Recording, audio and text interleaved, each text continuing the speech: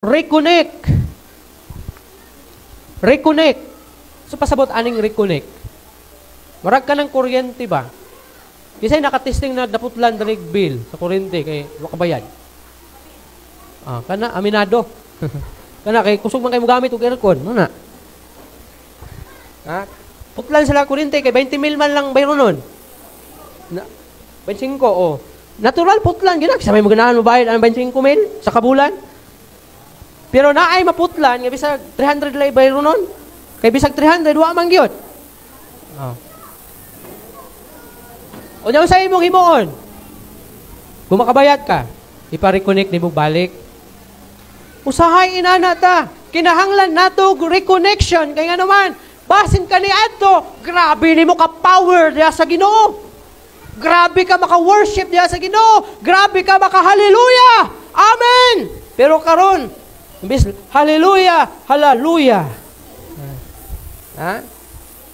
Kani adto tingali grabe ka hayag sa imong spiritual life nimo. Hayag kayo imong pagpangalagat sa Ginoo. Daghan kay kag mga handom diha sa Ginoo. Mga hangyo sa Ginoo, mga panglantaw ngadto sa unahan para sa buluhaton sa Ginoo. Pero naputol man tungod sa mga butang nga naka-occupy diha sa imuhang hunahuna ug mao nay hinungdan nabugto ang imuhang fellowship sa Ginoo. Hinay-hinay kang nalayo, hinay-hinay kang mitalikod, mibiya sa Ginoo. Ug tungod niya nahimong ngit-ngit ang imong kinabuhi. Nahimong dag-om, nahimong ngit-ngit. Kabantay mo anang inyong balay. Katong natestingan og putol og kuryente, naputlang ka kuryente.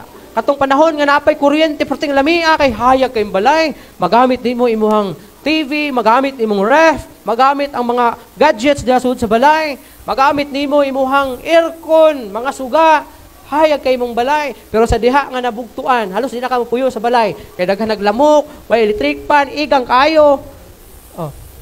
Murag pangit na kaayo ang balay nga naputlan og kuryente kay di na kaganahan mo puyo. Labi nagtapad ra ang balay sa imong mama.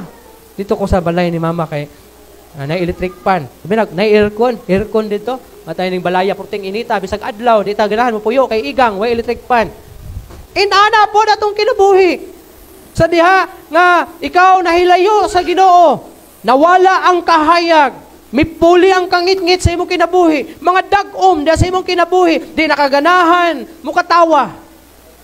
Di nakaganahan mo smile, di nakaganahan makakita og pastor, di nakaganahan makakita og Kristohanon. Makita nimo si pastor, muli kayo nakakay layo na gud ka sa Ginoo. Di nakaganahan mo tan-aw sa imong igsoon kay kanang basig unsay ilang masulti sa kuha, wala ba ako nila nakitaan? Unya mo puli ang mga problema, daghang problema, palatian, mga lain-lain na mapagsulay, mo samot kawalat-on ang kinabuhi. Kaya nga naman, ngit-ngit naman ang imong kinabuhi. Kay nalayo man ka sa Ginoo. Igsoon, kinahanglan nimong mo reconnect sa Ginoo. Kung gusto ka kanang imong balay, mo hayag pagbalik, mo siga ang suga, mo andar ang electric fan, ang ref, ang TV, ang mga gadget mapuslan. Kinahanglan nimong i-reconnect pagbalik sa double light ang ilahang giputol nga wire.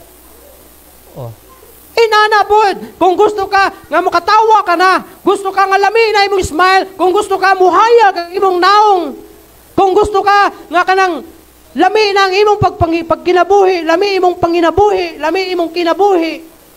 Gusto ka nga, kanang bisag na ay problema, makapahiyom lang gyapon, hala, balik sa Ginoo.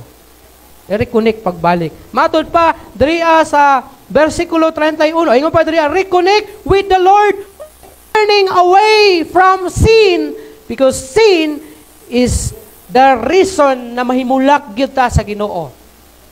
To tell you the truth, ang sin mao'y hinungdan nga mahimo ning makapalayo ka mo sa Ginoo kay nga naman.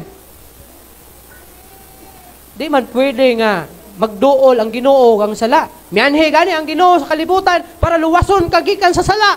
O nya, nagtuo ka nga dawaton sa Ginoo ang imong kinabuhi nga naglunang diha sa sala.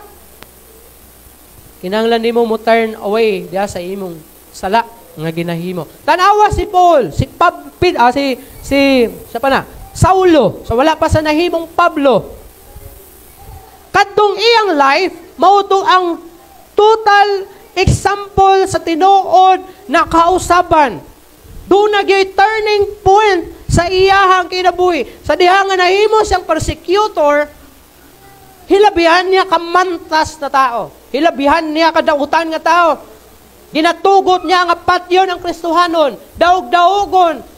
Ang sa pag yun, kastiguhon, i-persecute, lutuson. Pero sa diha, nga nadakpan siya sa Ginoo dito sa dalan sa Damascus, ang totally nga kausaban siyang kinabuhi na hitabo. Nabuta siya, pagkabuta niya, ipadala si Ananias sa iya, aron nga, siguro, aron nga maayo siya, o aron mabautismuhan siya. So sa diha, nga naayo siya, gikan siyang pagkabuta, nagpabautismo siya. Pag human nagpautismo, pagkaugma, nakitaan siya dito sa dalan, nagwali sa pulong sa Ginoo. Wala na siya nang gukod o mga Kristohanon. Mibiya na siya sa iyang old life. That's why mingon siya sa 1 Corinthians 1:17, kung wala ko masayop, ang daang pagkatao miagi na o tanawa ang bag-o miabot na. Kakinsa man na kay Pablo. Tungod kay naila siya nga usa ka mantas ka tao.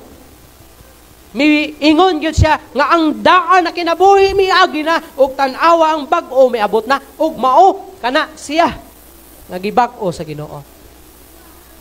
So mao kanay hinungdan nga kung kita magpadayon sa paglunang dira sa kahilayan nining kalibutana, ayaw na pagdahom na duol ka sa Ginoo.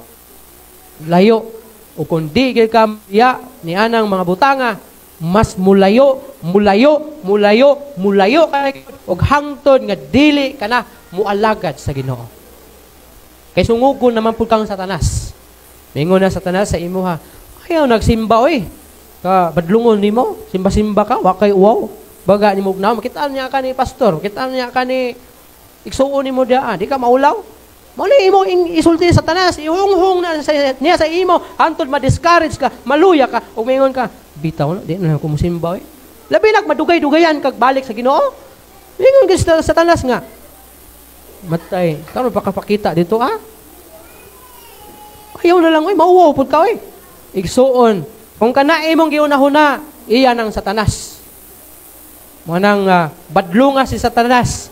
Ingna siya. Kung kaniadto nakatandog ka sa akong kinabuhi, karon naka-decide ko mubalik sa Ginoo. Mo reconnect pagbalik sa Ginoo. Kay gusto ko makatagamtam o gusto ko lami nga kinabuhi sama sa kalami sa akong kinabuhi kaniadto nga bag-o pa ko nangalagad sa Ginoo. Pag bag-o pa ka mangalagad sa Ginoo, lami kayo ra ba ang imong pagpangalagad? Pero pag madugay-dugay ka nagpangalagad sa Ginoo, maluya na ka. Kay moingon naman ka nga, unsa man balik-balik laman ang kinabuhi away. Inanya ra at pag Domingo simba, uli, ato na pag Domingo simba, sunod din ako mo simba oy. Maora man. Labi nagdigi ka pagamit sa Ginoo, maluya jud kag samot. Ingon ka nga, simba ra magid imong tuyo. Na wa makapagamit sa Ginoo. Ingon ang pulong sa Ginoo in verse 31, He took 12 stones, one for each of the 12 tribes, named for the sons of Jacob, the man to whom the Lord had given the name Israel. With these stones, he built the altar of the worship of the Lord. He dug a trench about it, large enough to hold about 4 gallons of water. Ang awa, giyon sa pag-reconnect, nagkuha sa 12 ka bato, timaan sa 12 ka banay sa Israel, nga mo ang anak ni Jacob, nga ginganlan sa Ginoo og Israel. O gitukod niya ang altar nga bato, nga alang sa pagsimba sa Ginoo. Nagkalot siya sa palibot og kanal, libot sa iyang ihaw na baka, og libot sa kahoy, og unya kini nga bangag, kini nga kanal, igo nga kabutangan, og upat katadyaw sa tubig. O tanawa? Anong gibuhat man ni?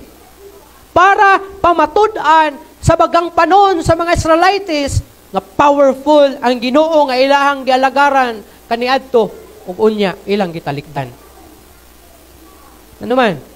Nadala man sila sa pangbaal. So gipamatud-an ani nga bahin ni Elijah.